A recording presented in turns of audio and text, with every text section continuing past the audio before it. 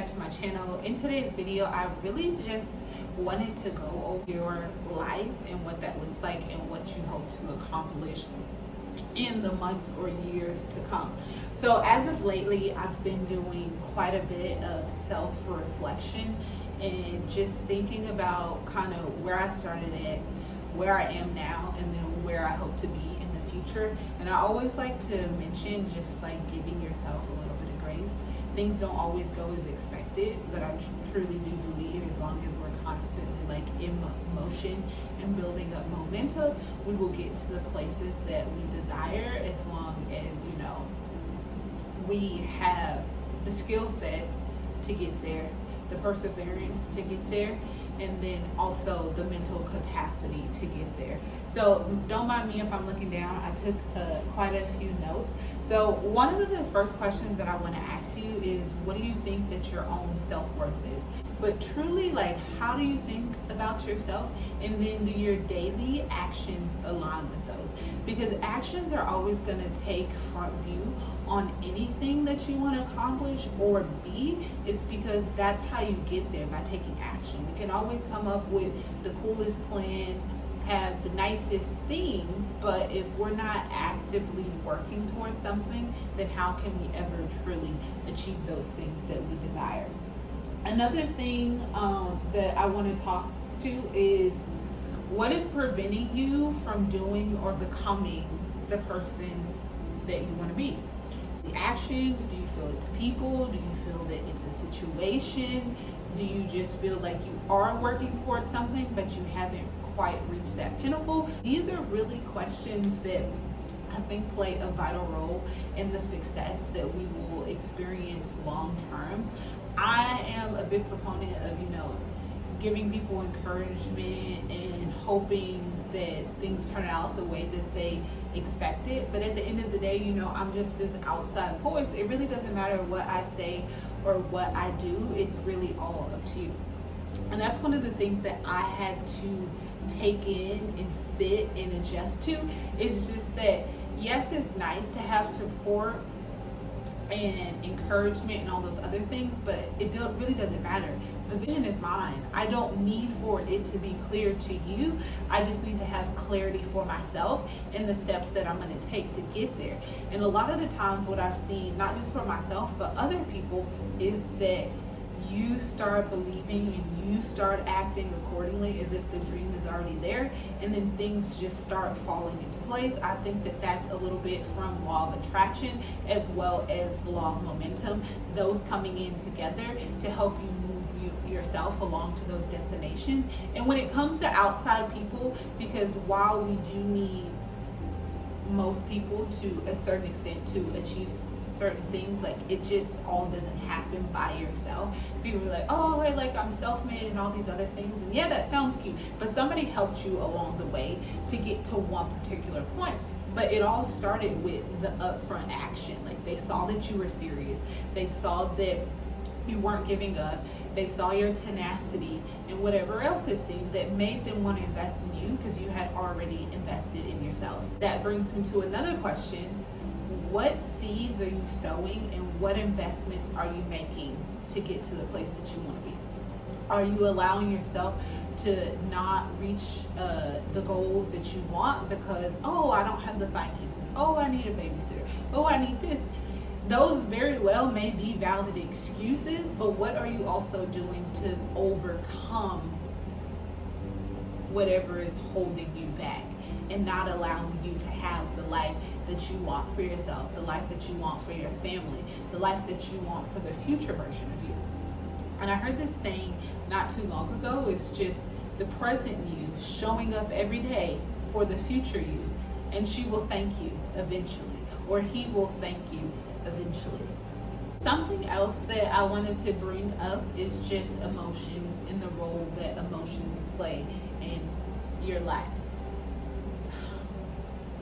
As a female, and I feel that I've been becoming more emotional the older that I've been getting, and I'm just like, sweetheart, who are you? What's going on? Is life all right? But with that being said, like, don't allow your emotions to constantly sway you from side to side, because those are ever changing. Sometimes you have to remove your emotions from the situation and just push through to get to where you need to be. And I'll say that again. Sometimes you need to remove your emotions from the situation in order to push through to get to where you desire to be. Easier said than done, but check your emotions when you're doing stuff. So am I making this decision from an emotional place, or am I making this decision from a business conscious place that's going to get me the results that I want? Moving on to the next thing, which is taking responsibility for your life and for your actions. Always put the blame on yourself. Yes, other people may have been part of the reason why things turned out the way that they did, but when you put the blame on yourself, I think it allows you to then start going over different scenarios, different views, and just be like, I need to do better because I am in control of myself and my emotions. If I put the blame on other people, then that puts them in control. And if I'm expecting a different outcome, that isn't necessarily going to come to me because I've already placed blame in the next person, or I've already pushed it over here, and now I'm hoping and waiting like, ooh, did you, okay, when are they, okay, they don't, all right. And then now it's just like, is it ever gonna happen? Because it no longer becomes up to you to decide if it is gonna happen or if it isn't gonna happen. With this, that happiness rises in the absence of negative emotion. So just keep that in mind. Happiness arises in the absence of negative emotions. The two cannot coexist. So when it comes to emotions, you can only experience one emotion at a time. So with that being said, if I'm negative, if I'm down in the dumps, that's what my brain is going to feed off of. That's what it is going to continuously do until I remove that emotion and I attach something positive in there, something happy, something uplifting. And then I could be like, oh, okay. A long time ago, I heard this thing like when you're down and when you're sad, if you just start smiling, that eventually you will start to feel better. And I promise I've done it in like some of my deepest, darkest times. And it does work. I don't care if you guys saying it's fluff. Next time you're down and out, just start like smiling. And at first you're gonna be like, who is this crazy person just smiling for no reason? And then you'll start laughing like, okay, might need to get a little bit of help. But it is going to change and boost your mood. And at the end of the day, it's about you and living in positivity and happiness and walking in your purpose. And that only happens when you are in the right mindset, physically, emotionally, spiritually, financially. And the last point that I wanted to bring up is area of excellence. So are you operating in your area of excellence? And not necessarily like, hey, have I monetized this? Am I reaping the rewards of my area of excellence? No, I just mean, are you giving your area of excellence the proper attention that it needs?